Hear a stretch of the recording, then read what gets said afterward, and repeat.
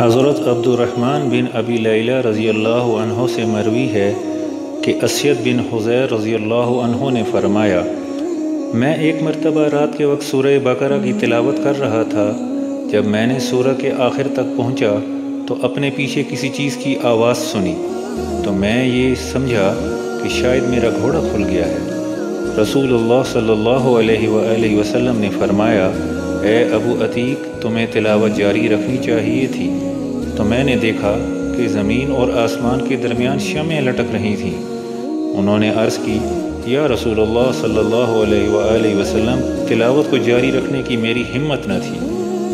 اسید فرماتے ہیں، رسول اللہ صلی اللہ علیہ وآلہ وسلم نے فرمایا، وہ فرشتے تھے قرآن پاک کی قرأت سننے کے لیے نازل ہوئے تھے، اگر تو تلاوت جاری رکھتا تو مزید عجائبات دیکھتا۔